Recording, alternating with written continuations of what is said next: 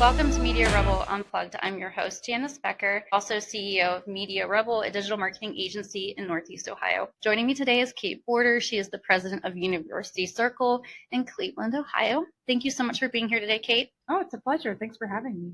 So tell us a little bit about you, your professional and your personal journey to Cleveland. You mentioned before we got on this podcast that you spent some time living in South Carolina. Yes.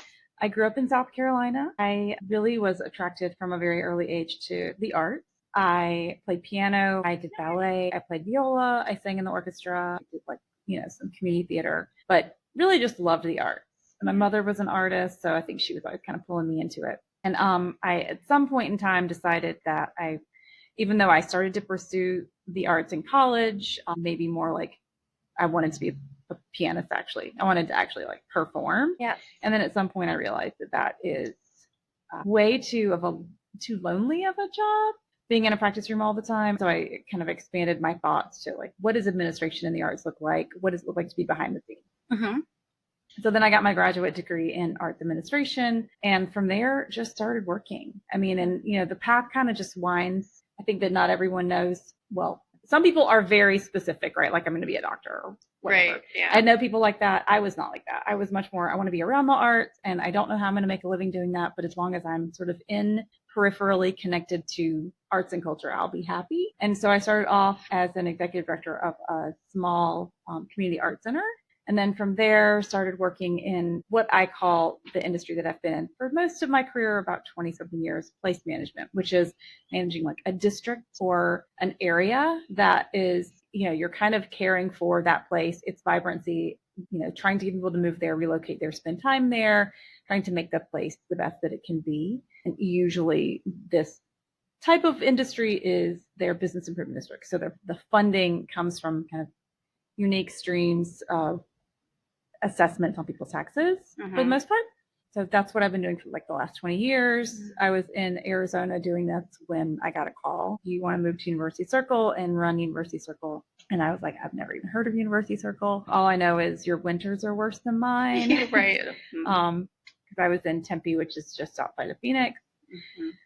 But did some digging, and those moments in life where for some reason, every single person I saw for the next month or two was wearing a Cleveland hat or a brown sweatshirt or something Cleveland related. I'm like, oh my gosh, okay, fine, I'll check this out. Yeah. So yeah, looked into it. So I love that you have a background of being a pianist. I was raised and brought up as a classically trained pianist myself. Okay. And I had this little old Italian music teacher in Steubenville, Ohio.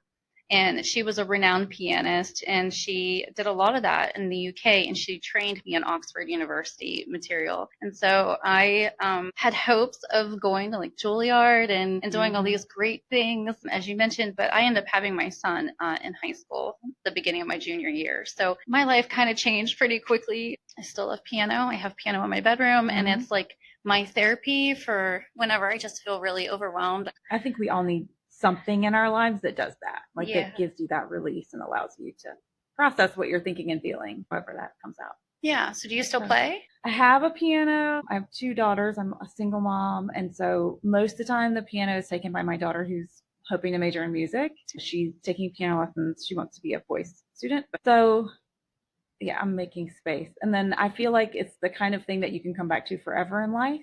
I would like to say that in my life, yes, I'm still playing. I'm not doing it enough right now, but it will come back. Yeah.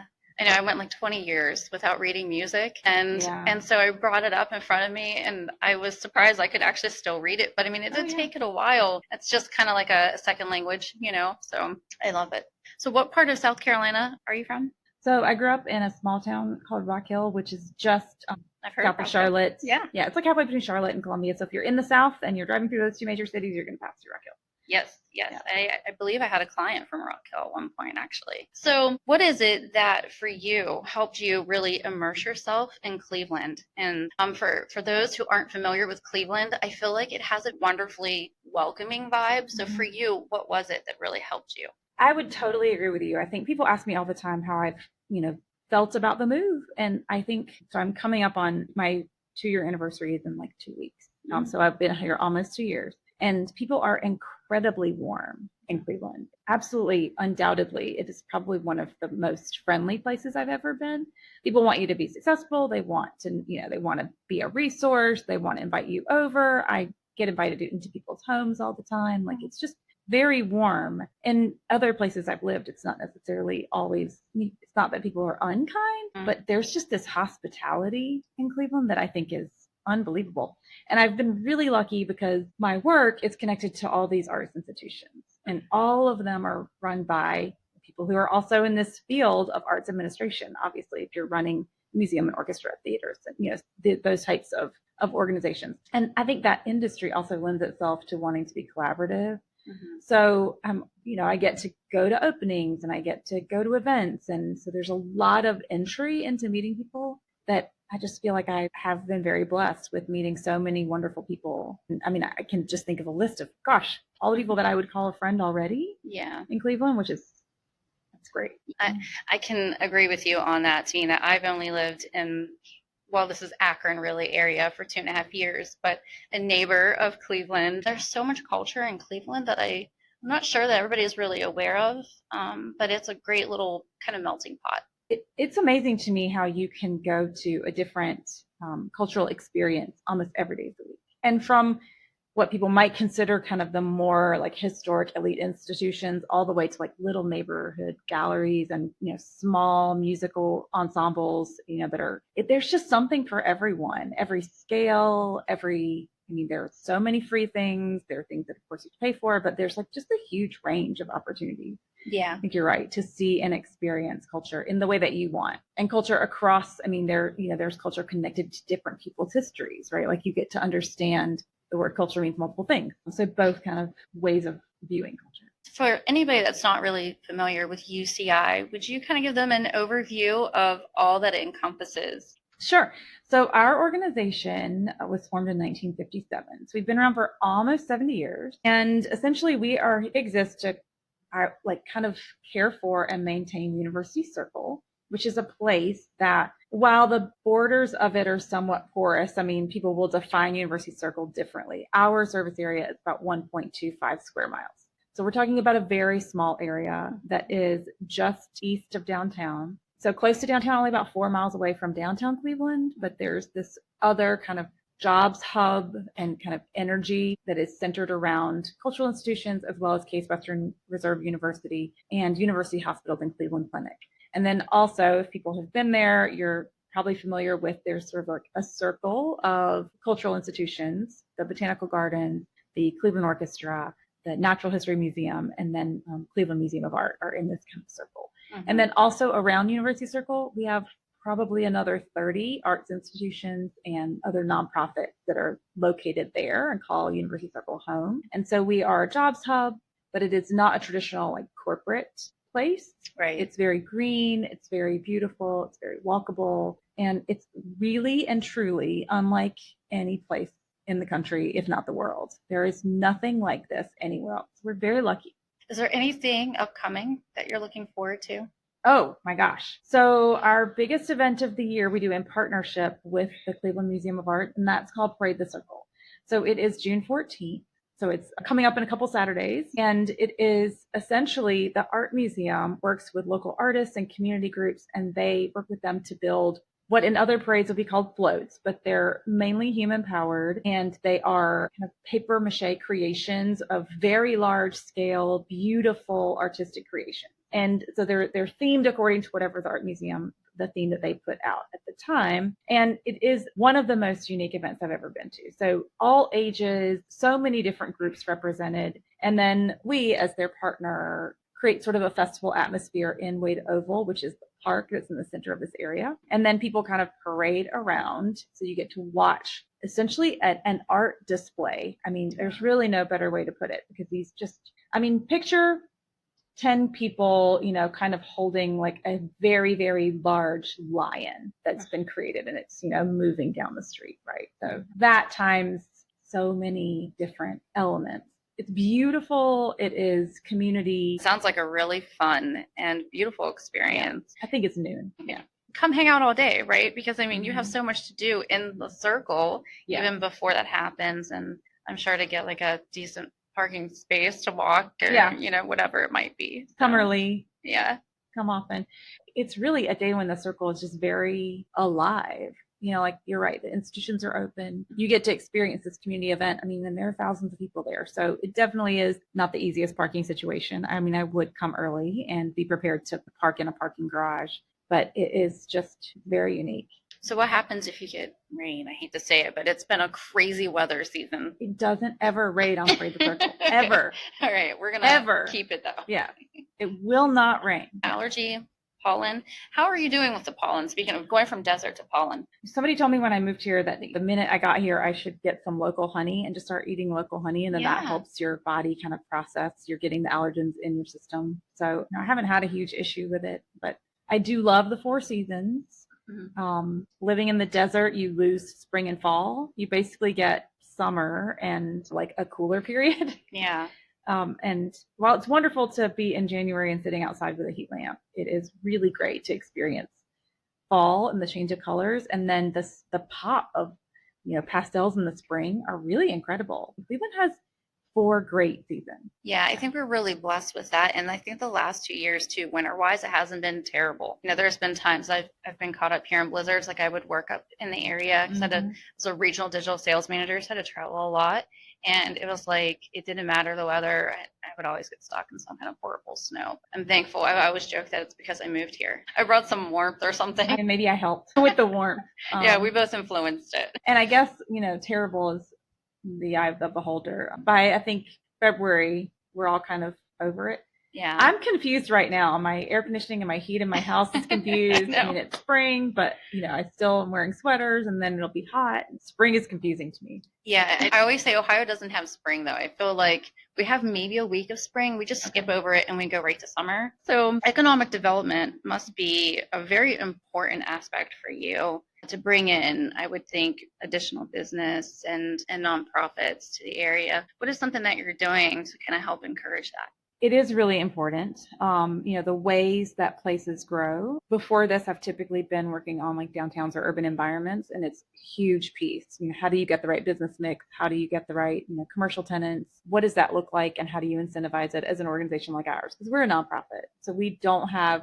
control, in the typical sense of control. We're not issuing permits. We're not the developers ourselves, but, working with developers that are local, understanding kind of the business, kind of the environment where businesses are coming, what the barriers are, like if there are things about University Circle that are preventing people from opening a business or moving or developing or locating their commercial entity there. We need to understand all of that and be kind of tracking from a data perspective where we are so that we can see where we can influence. But I would say that one of the biggest things that we're doing right now is growth doesn't happen usually unless there's sort of a vision for that, right? And developers, people moving in, elected officials, they all need to kind of understand the vision of where you're headed. And so our team decided that it would be really prudent for us to do a master plan of the physical area so that we understand like traffic demands, parking considerations, where we have growth areas. And we've been working with all the other institutions to better understand their growth plans so that we can have this kind of overlay master plan of, well, here's what the Art Museum is doing, and here's what Kate's Western Reserve is doing, and what do the spaces in between look like that we actually have some influence over in partnership with the city, and how do we best influence those so that it incentivizes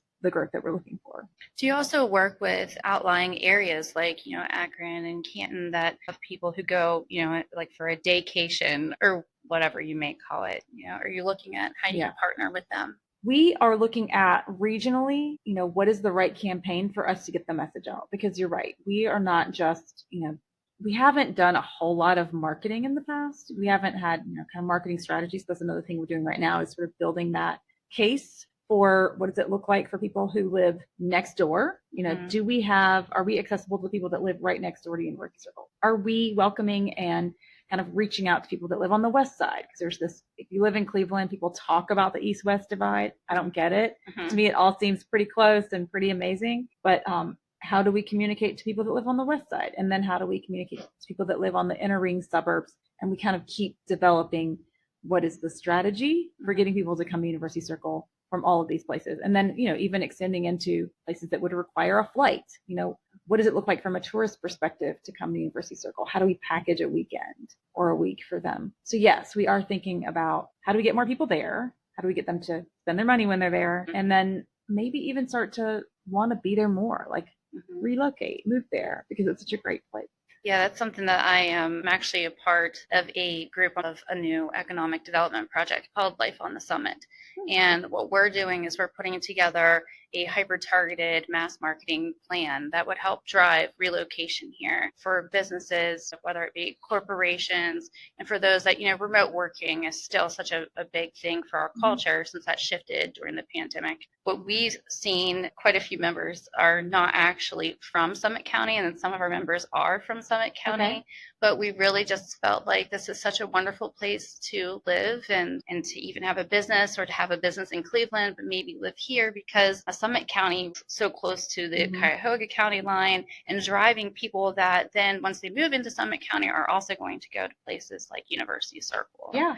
So it's something that we're starting to do market research and brand development and looking at sponsorships with the cities and other government entities and even Ohio Tourism, however we can partner with them to drive more people here. I think it's really important that we're all thinking about, first of all, Ohio is a region, right? Like we are in a place that we want to attract people to. And the more that we can provide as an offering, things that they can do in Summit County, things that they can do in Cuyahoga County, in University Circle, in downtown, I think people will come from farther away places if they know that there's a lot of activity happening. There's so much to do. I didn't even realize you can do whitewater rafting here. We have great skiing in the winter. We still have like the cherry blossom type of festivals here. We have food festivals. We have sports. It's like, I feel like this is the area of the best of all worlds. Like whether you wanted to live in the city or if you wanted to live in the country, the arts, it's just amazing. And I feel like the world needs to hear about how amazing it is. And especially when it comes to affordability, whether it's education,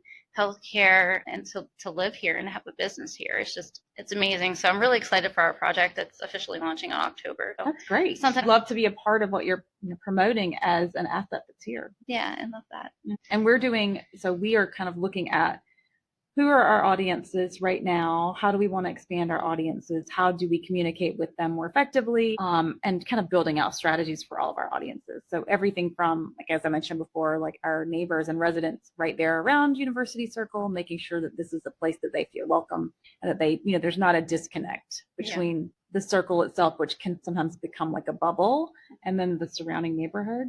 And then all the way to how do we get more tourists? So we've built out personas for all of our marketing audiences, and we're going to be launching kind of a strategy around all that too. So it's kind of perfect timing. Yeah, I'm really looking forward to seeing what you guys do. Oh, me too. I'm excited. So what's advice you would give, let's say yourself, 20 years ago when you were starting your career that you wish you would have known then? I feel like the advice that we all need to keep learning is to not take ourselves so seriously. And that, at any given moment, I was listening to a different podcast this morning, and it was about like the legacy that we leave our children, that, generationally, if we are improving the lives of our children, not just financially, but also in sort of how they approach the world, and that they kind of believe that they have opportunities, but that they also are emotionally more stable, just kind of the breadth of what it means to have a good life, that we're really doing a good job. And so I think if all of us, we can get so burdened by the moment and all of the things the tasks that are at hand right now, that you forget the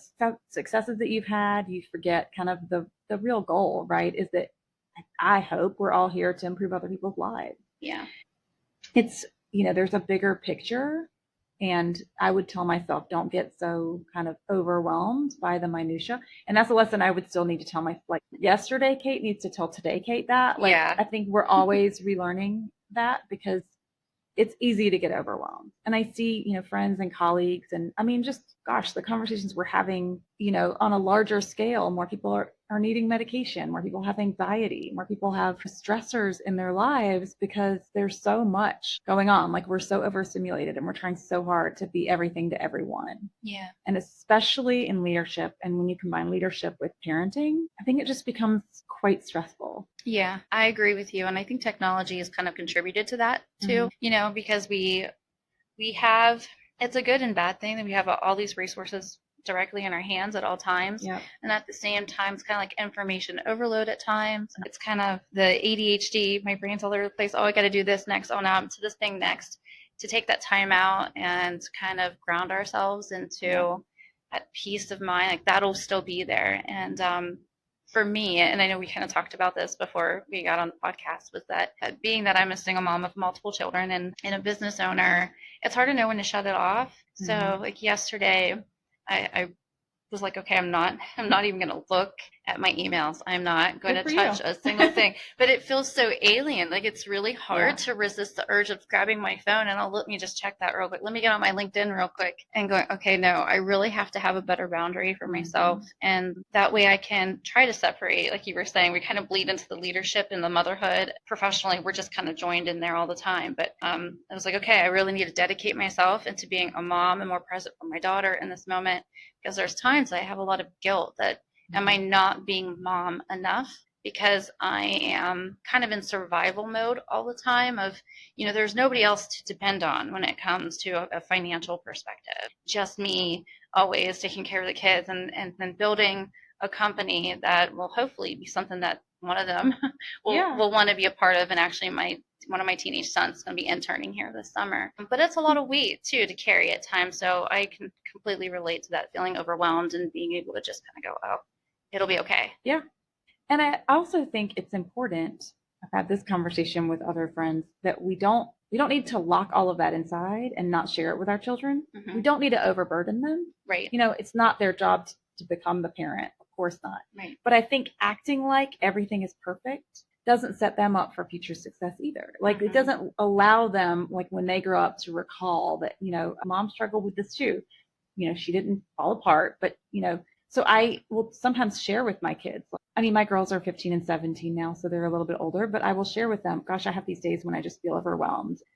I'm trying to not let that take me away from you, but I'm trying to be present in this moment. And so forgive me if I'm having a moment where I'm kind of struggling with that balance and I'm like emotionally being pulled, but because I really do want to redirect towards you.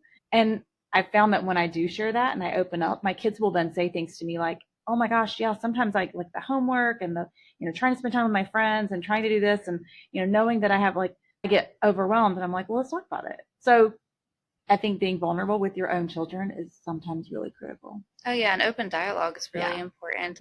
My son, the son that graduated from high school recently, he and I were talking about a friend of his who, his parents recently divorced, and he was being a little bit harsh on his mom in a way. The kid was being harsh on his mom. And I told my son, I said, I think the problem is that we're all guilty of putting our parent or parents on a pedestal. Sometimes we don't see them for the humans that they are. And maybe just tell them to let his mom be human. Yeah. Because we all make mistakes. We handle them differently and we talk about them differently and we might act out on it differently. But I think that's really important. Give her a little bit of grace in that. Yeah. Very true. I think I've raised some really good boys, though, that they've, like you said, they've seen. I don't even have to say it sometimes. They just kind of see everything that I have going on, and I've seen their responses to it, good and bad. Like one son was like, "I'm really proud of you," and I think even just hearing that from your kid, they're really proud of you. Is 100%. Just they see you pursuing your dream. Yeah. Working hard, right? Like taking initiative and then having to do the work, put the work in. And I think that's really important. They need to know that it doesn't always come easily, but that success is out there. I agree. Given the conversation of being overwhelmed at times, what keeps you grounded? What gets you through your day? Well, every day is very different. I think anybody, in a leadership role can say that. And the things that I think we process on a daily basis are vastly changed from moment to moment. I would say trying really to always remember that there can be the smallest win that is really impactful to both the future of the organization and kind of the relationships you're building in community. I think for me, it's that relationship piece. I could have a meeting that's a struggle or a situation that's kind of like difficult, but then a call might come in from somebody who says, oh, I met you at this event and I'd really like to work with you. And what you said mattered to me and the way you approached the situation. And I don't know, those types of the balance of things that are struggles and then the things where I'm able to recognize that I think that I am making a difference for some people, whether it's my team, I'll have team members come and say, thank you for helping me get through this issue that I had. And, just kind of recognizing that it's important to take that time. I guess it's the same as what we were just talking about Right. with our kids. You can go from meeting to meeting to meeting and taking the calls and doing the things and like driving and buzzing around the world of work. But there are humans that we're working with, and finding that time to slow down and be available to these humans, and just being able to hear what's going on for them. And then I don't think I'm a rocket scientist. I'm not like solving everyone's problems, but a lot of times people just need someone to listen and slow down. And so I try to do that. And that keeps me grounded, leaving those meetings feeling like I didn't change their world, but maybe I gave them a little bit of peace and maybe gave them permission to kind of explore something or not be perfect in this moment or whatever. I think we can all relate to that and to feel like you come away with, and like I said before, when I created the podcast, I wanted to give somebody, anybody, any woman listening to kind of be, all right, I'm not on my own. I have somebody I can relate to. Something they said today resonated with me. Even if I just help one person, that helps somebody, and that makes me happy. Absolutely. I think it's the difference that we could make to even just one person. Could have a really, really big impact on the world. You never know what that person's going to do, right? Like, it's endless.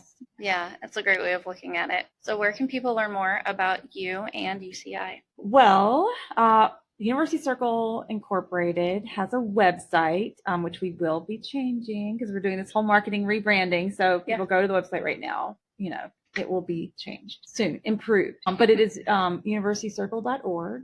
And that has a lot of information about all of our events. So Freight Circle that we just talked about, we do a weekly concert series in the summer called Wow. It's a concert series that happens on Wade Oval, which is kind of our main park. And so it's Wade Oval Wednesdays. So free concerts every week during the summer that people can come and enjoy. All of that information, the bands and everything are on our website.